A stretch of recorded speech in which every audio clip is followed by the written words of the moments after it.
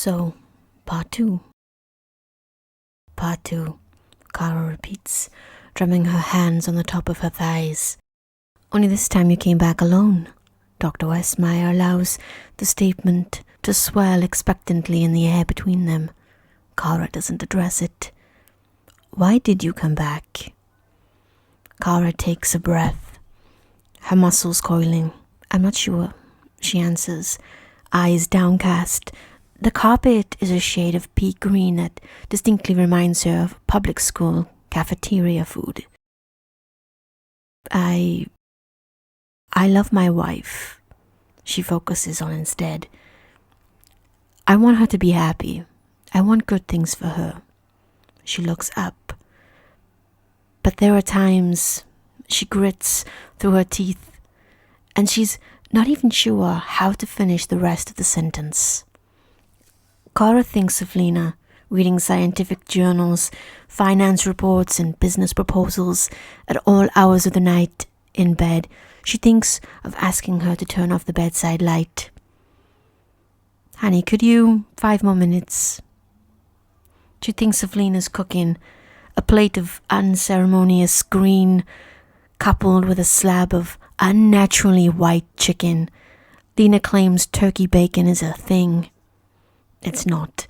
Sometimes Lena will even pass Kara a kale smoothie before breakfast in the morning, oblivious to the fact that it puts a dampener on Kara's entire day at the onset. Kale is not a type of smoothie, and no matter how much Kara lobbies for it, there's never pizza or Chinese or meatball subs for dinner. Can you blame me for wanting you to live forever, darling? Lena always guilt trips her, but Kara is going to live forever, and she'd rather live that time without Kale. Her hands unconsciously grip the arms of the chair, a hint of extra force, and they tear straight through. There's a cleared throat, and Kara suddenly comes back to herself. Seated in the office, and faced with the questioning, tilted head of Dr. Westmeyer, she stalls, averting her gaze. Her shirt is misbuttoned under her sweater vest. Is that a spot of blood at the helm? She covers it with her hand. Lena wants this to work, and I want this to work too, she determines. Do you two talk often? The therapist asks, and it feels like a sex question, loaded somehow. Today, this week, on the weekend, we talk. The silence returns thick like pulp. She slides her clammy hands against her slacks. Can you elaborate? The doctor encourages, indicating with her pen. Kara sighs, remembering Lena in their last session, her fingers spidered together, her posture compact, her ponytail tight. She thinks of the river of silence that flows between them, sometimes trickling, sometimes flooding. People, she starts, almost amending people to Alex. People think that because we don't talk very much that we don't understand each other. But that's not the case. Sometimes Lena and I understand each other perfectly. Sometimes? Most times, Kara confirms. It's surprising but true. Language had never been easy, not for Kara and not for Kara and Lena, but a memory flashes back to 5 or 6 years ago, of Lena in Colombia standing from a chipped plastic chair, hand outstretched and beckoning. So she speaks, Lena had commented playfully, but does she dance? That's when Kara had realized that their words didn't matter much. With Lena's hands shapen over her stomach like molding clay, it didn't matter that she was stuck in Bogota, her powers blown out with no backup. She was solely focused on the angel white gown of Lena's skin, the raven black luster of her hair. Her lips were parted and eyes shrouded in the low light, looking down and watching the movement of their bodies.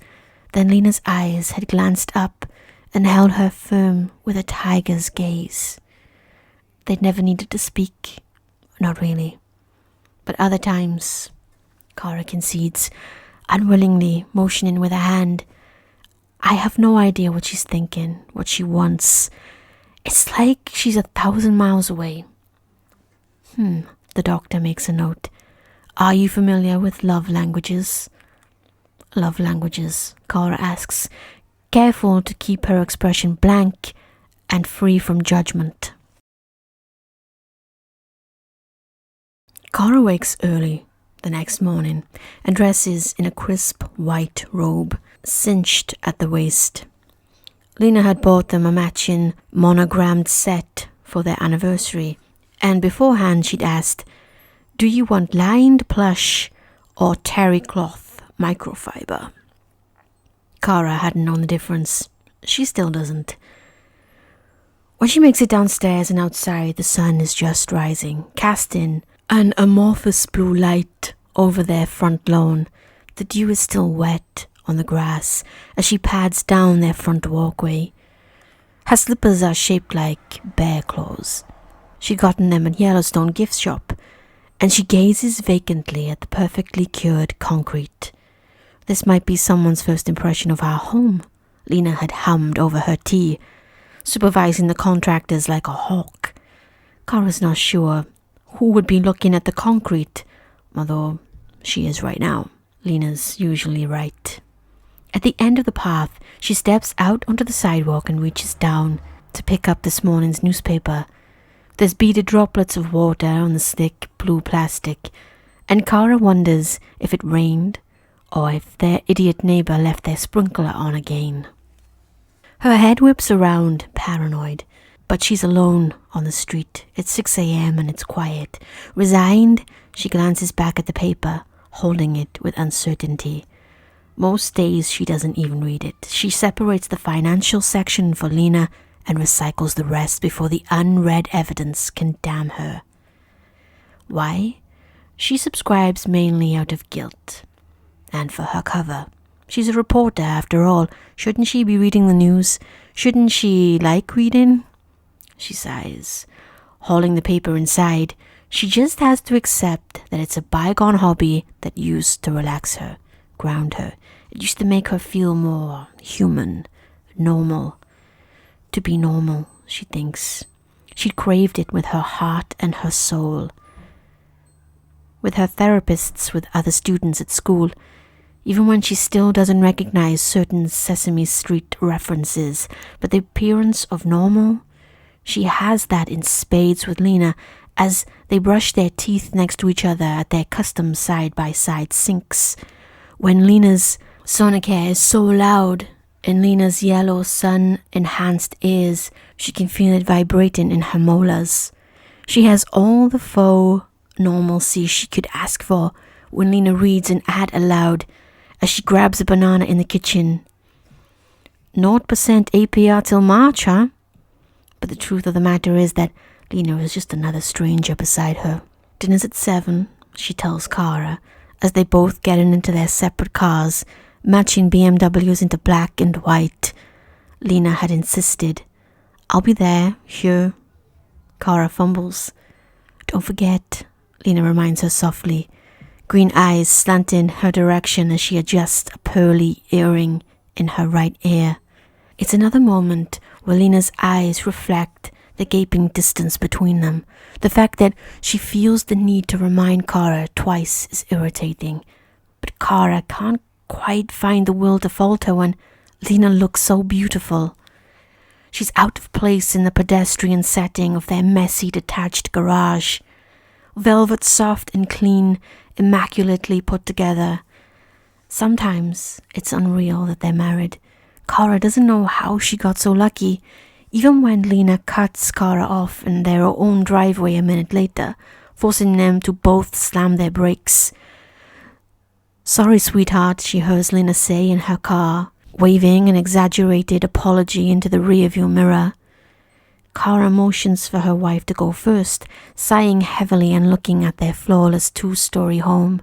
Her eyes catch on the shutters. Those shutters had cost $16,000. Another argument they'd had with their eyes and not their words. But Kara had caved because Lena's usually right. Lena can tell her the exact price of every item in their house. She knows what compound interest is. She works in finance and has embossed black pressed business cards like American Psycho. That's a movie Kara has seen, at least. It's when she decided she didn't like chainsaws. But Kara could relate to the idea of a monster wearing a human mask. She watches Lena depart from the driveway, and there's that twinge of inauthenticity within her. It becomes more acute when she gets the call to drop by the DEO, and she has to slip off her wedding ring entirely. It's unusual, Kara thinks. Cal handles both Metropolis and National City, but sometimes he needs backup. What do the papers call her again? Right, a sidekick. The unseen super. It stings, but Kara's never wanted to take on a bigger role. It would make her already hectic and busy life even more hectic and busy, and there's no way she'd be able to hide it from Cat Grant. Just this morning, she'd had to say she had a tapeworm just to get out of an editor's meeting. Better be crowning, Cat had texted back. Not to mention Lena. Her wife was too smart. She'll smell Kara's breath after a kiss, eyes lingering on her mouth, and get this curious, puzzling look about her. Forget being a full-time superhero. Kara makes a pit stop and manages to consume 4 meatball sandwiches by the time she lands on the DEO entry balcony. A sub-wrapper flutters to her red gleaming boots, and Alex is waiting there, hand on her hip. Jesus Christ, she comments, sounding hungover. The aviators and the black coffee in her hand are also a dead giveaway. She points at the wrapper. Is that why you're late? I can't eat what I want at home. Kara shrugs. Well, wipe your face, you look like an animal. Kara starts to use the sleeve of her super suit before she thinks better of it. Instead, she super speeds to the nearest bathroom, and she's back before Alex can blink a bloodshot eye. Much better, Alex approves. Kara follows her sister across the shiny main floor, and they cease familiar conversation. Alex is the only one who knows about Kara Danvers, or that Supergirl even maintains a human identity. The world at large assumes she lives in that ice cube Carl calls a fortress up north. There's trouble in the desert. They need you. Alex passes Kara a manila folder. Kara flips through it with mild interest. Why me? The boy in blue is off planet. That's news to her. Kara pulls a face, but her sister merely shrugs as they move into a debrief room. It's only then that Alex takes off her sunglasses and winces into the harsh, fluorescent lights. We had a priority one, and we need super expertise. Director Henshaw greets them. So I hear, Kara replies flatly, and Alex steps on her toe. She doesn't feel it. Director Henshaw ignores her and clicks a remote, illuminating the table with a holographic display. A man glows there, smile awkward and slightly tense, haircut reminiscent of the boys that fumbled to ask Kara out in the 8th grade. The target's name is Win Shot, aka the Tank. The Tank, Alex repeats, skeptical. More like the toy. Henshaw levels Kara with a serious look, and Kara shifts, sitting up straighter. He is a direct threat to the DEO, he emphasizes, and he needs to be placed in alien containment. The FBI is making an air-to-ground transfer 10 miles north of the Mexican border. Make sure the target does not change hands. Kara gazes at the hologram, unimpressed. Henshaw's tone is exactly why she doesn't like it here. They treat her like a peon. It almost makes living in Kyle's shadow worth it when it insulates her from government blowhard like this. Let her cousin have this. Let her cousin have his highly publicized war with the Luthers, and leave her alone to drink her wife's terrible kale smoothies. Which reminds her, Kara nods, and stands without another word. Alex shadows her out of the room and lingers when Kara stops to plunder the DEO vending machine. We should plan a sister's night, Alex says quietly in Kryptonese. Kara lifts the machine fully off the ground, shaking it until several bags of chips and chocolate bars dislodged from the metal railings. "I'll ask Lena," she grunts, placing the machine back on the ground and reaching inside to collect her bounty. She can feel Alex's glower. "Want to use my cell?" Alex switches to English, so a curse word must be incoming. Make sure she thinks it's okay. Maybe ask if you can wipe your ass while you're at it. There it is. "Enough, Alex. Stay a day late on the mission," Alex pleads, slipping a Snickers out of Kara's hand and peeling back the wrapper. Kara narrows her eyes at the trespass. "Tell her you're traveling for work. She won't know the difference." "Lie to my wife." "Not your wife, Kara." And Kara knows Alex is splitting linguistic hairs. Not her wife by Krypton standards, maybe, but definitely her Earth wife. Alex has never liked Lena. "And besides," her sister continues, chewing her chocolate, "what's marriage if not a little benign manipulation?" "Let's talk about your mother," Dr. Westmeyer prods. "No," Lena answers. Lena's always preferred blades. She loves the color, the dispassionate grey, the cold, prismatic shine of silver. There's something comforting in the idea of stainless too. It bears no history, no past beyond the present. Guns are so blatant and dirty. A gun would trace you right back to every misdeed you ever committed. But not blades. They're small and economic. Blades don't make a sound, and people never knew when you stab them. It feels like a punch. They realize it later, and there's always a delayed response, a recoiling disbelief and shock. No one ever expects to bleed out. Lena chooses a favored few that morning, selecting from a hidden compartment from under her jewelry box. She checks on her wife after because Kara's taking a veritable millennia to get the paper. Lena watches her from a slit in their bedroom window, and Kara's just staring blankly down at the rolled up print. What is she thinking? Lena wonders. Their idiot neighbor probably left the sprinklers on again. Lena closes the blinds and secrets the knives over her person, her thigh, her ankle, the freshly side of her right hip. She's good with her left, but the training to keep her right hand free is too ingrained. Right it is. With a robotic efficiency, she moves into the spacious walk-in closet and picks up a simple black turtleneck and skirt. She appraises herself in the mirror, deciding to add a pair of pearl earrings to soften her overall appearance. She looks like a contract killer, and it's a little on the nose. Either way, Kara doesn't notice. What does she notice? And Lena nearly bulldozes her in their driveway.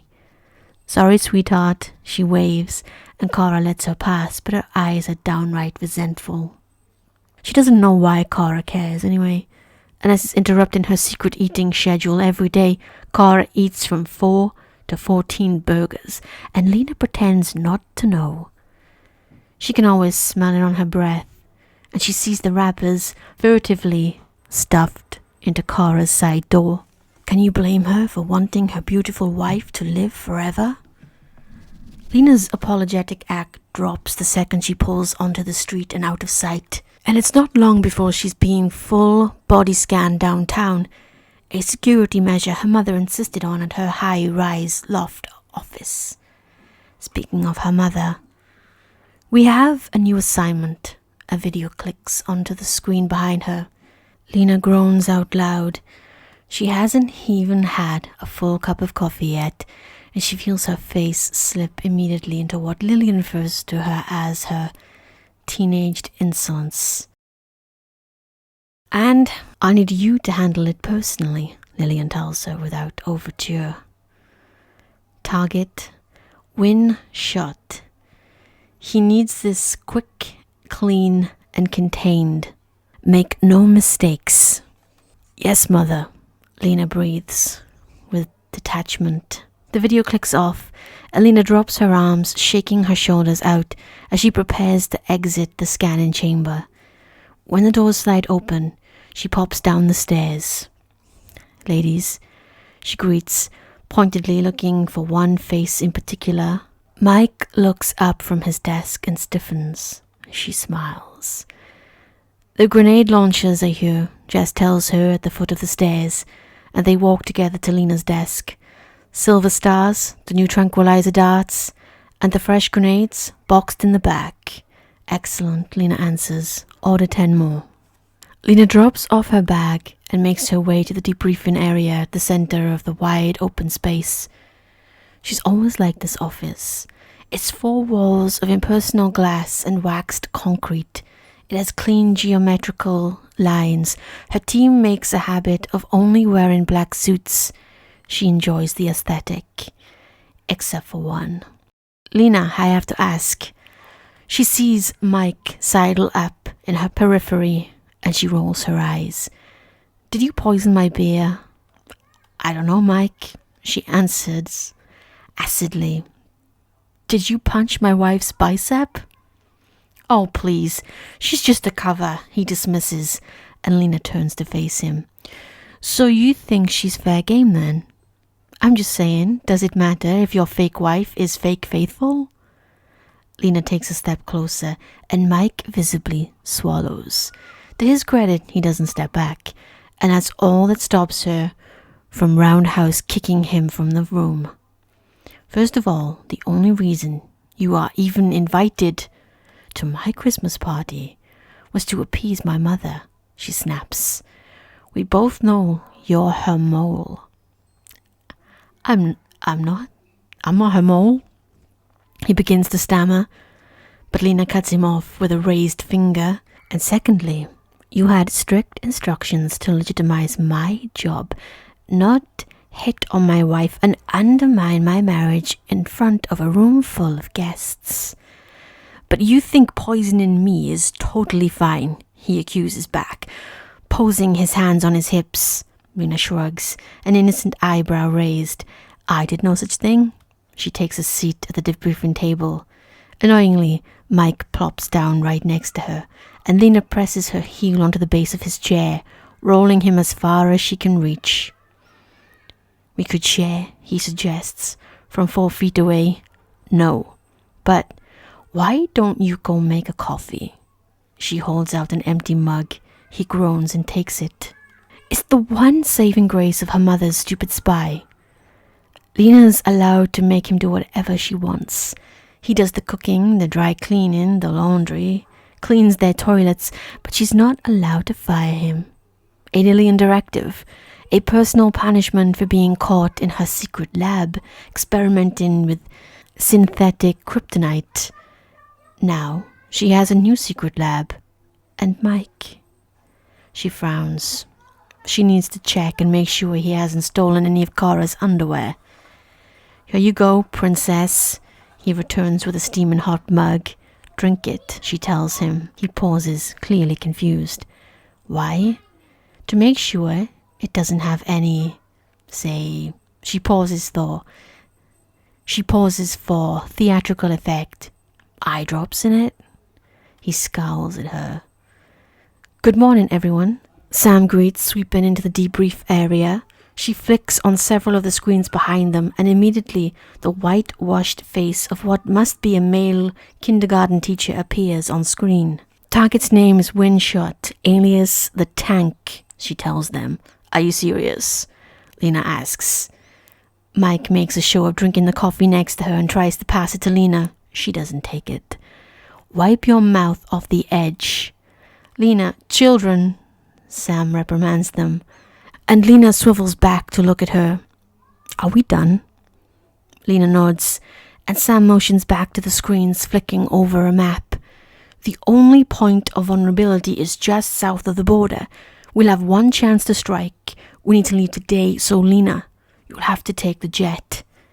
Lena sighs, jotting down a few notes as Sam continues to give the mission details. The assignment is fairly straightforward, though, and Lena's not quite sure why someone else can't handle it either way. She corners Sam over a box of donuts at their breakfast nook. "So," she starts conspiratorially, "what was with you and Kara's sister at the Christmas party?" "Lena," Sam chides, elongating her name and opt-in for a custard-filled eclair. "Samantha." "It's nothing." Sam scrunches her nose. "I mean, she's FBI." "So, star-crossed lovers," Lena declares. Sam sighs, looking misty-eyed for a moment. "She has really nice arms," she admits with a whine. "It must run in the family." Lena hums in agreement, thinking fondly of Kara's arms. The reverie is interrupted, however, when Sam's phone pings. "It's your mother." She excuses herself, and Lena only manages one bite of a sugar donut before Mike is back in her line of sight. "Look, Matthews," Lena warns, "I've met my limit for today. Go bother someone else." "Your coffee." He motions to the same cup, nonplussed. "Oh, I didn't really want one." She smiles, saccharine, sweet, and pushes past him. "It's the little joys of life." It's a short trip to the border using the Luther pilotless jet. She doesn't even get 5 pages into her new engineering journal before she's deboarding with a small army of heavy black cases. Traveling for a family of 5 is just one of the many perks of the job. And murder as well, as potentially dying. Which doesn't necessarily bother Lena. She's not the type to get squeamish about eating meat. She gnaws it down to the grit of the bone. And it helps that her job's not all killing and abduction. Isn't always messy. Most of her work for Lillian is corporate, espionage, forgery, surveillance, hacking, stealing, and even when it's bloodier, she's never completed a hit where they didn't deserve it 10 times over. There's one who don't. Well, the ones who don't, well, she finds another way. She's got government contracts. Just because she's from a family of psychopaths doesn't mean she's cut from the same cloth. The air is dry and parching in the back of her throat. It's dusty. She's always hated the desert. Heat, rashes, and sand in your ass. Pass. She painstakingly sets the charges as the green dot moves closer down the winding empty road. "Send the jet home," she commands over her comms when she's finished. She posts up in a shanty up in the short foothills of the nearby mountain. It has no roof, and the metal walls look dangerously rusted. If Lena slips and gets so much as a shallow paper cut, it's a mathematical certainty she'll need 5 tetanus shots. So she moves carefully around the abandoned hut, setting up her laptop until it's whirling silently, green text flowing on the black screen. She whips out her enhanced binoculars to scan the vacant horizon. "Wow, look, more desert," Mike comments in Lena's ear. "Speak again, Matthews, and it'll be arsenic next time." The line goes silent. "Sam, are we green?" Lena directs to her actually qualified and competent colleague. "We're up and running," Sam confirms, "and the perimeter is armed." Lena takes a sip of water, checks the Rolex watch on her right hand. That's when she hears it, something akin to a sonic boom. She whips her binoculars around, searching for the source. A few clicks away, sand kicks up high in a wide circle, and Lena can just make out a figure. Someone who looks awfully red and blue. Superman? Lena clearly chokes, but then the sand settles, and she spots the glossy straw blonde curls and trim, narrow waist of a woman, and biceps. Nicely toned, fatally large biceps. Supergirl, she corrects, but no one ever sees her. It's like spotting a snow leopard in the wind. The shock of it has Lena slow to react, but after a few seconds she nearly karate chops herself in the throat trying to turn on her heart rate inhibitor. She also slams her hand onto the keyboard of her laptop to activate the X-ray vision and sound dampening field around the shack. At the sound, Supergirl's head twists in her direction, and Lena falls to the floor. She watches her from the video monitor on her laptop, watches as Supergirl takes a few calculated steps towards the shack, her eyes scanning. Lena's heart is deafening her ears. Anyone but a Luthor would be absolutely fucked in this scenario. As it is, Lena's not sure if she'll make it out unscathed. There's protocol for encountering a super in the field. She always stocks kryptonite ammunition at the urging of her paranoid mother, but not in a million years did she think she'd ever be reaching for it and fitting a monochrome bullet into her rifle chamber. Again this, she whispers into her comms, even though it's clear the super doesn't see or hear anything.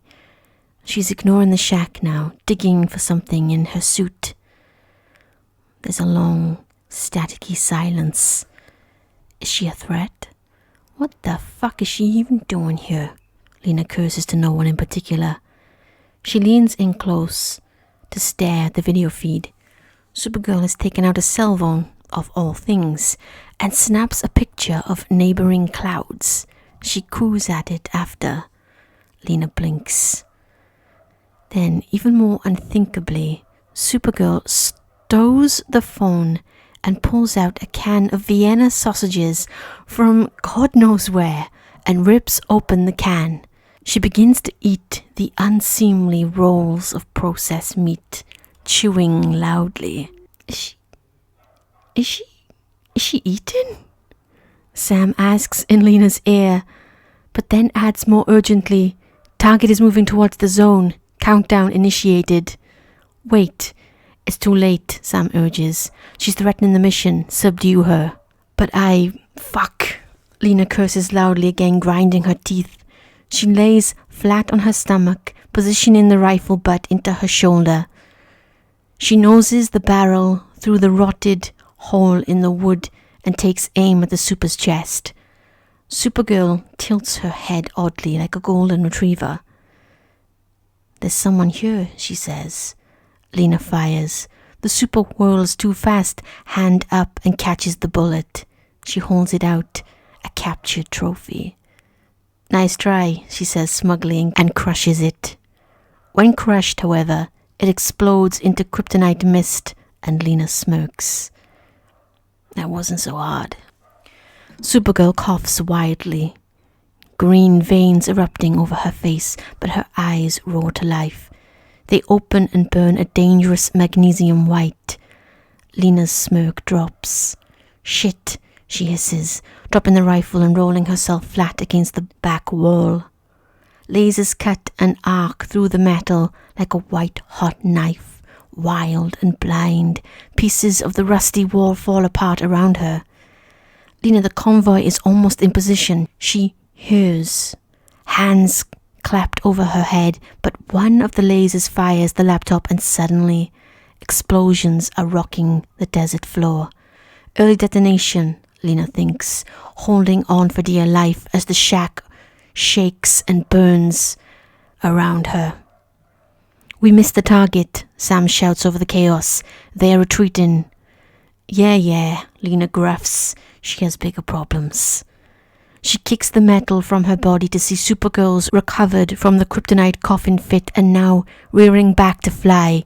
Lena pops a kryptonite-laced grenade, and in less than 2 pulses, Supergirl's there inside the shack as the grenade blows up in her face. But Lena's already pressed her watch and disappeared into the purple haze of a portal.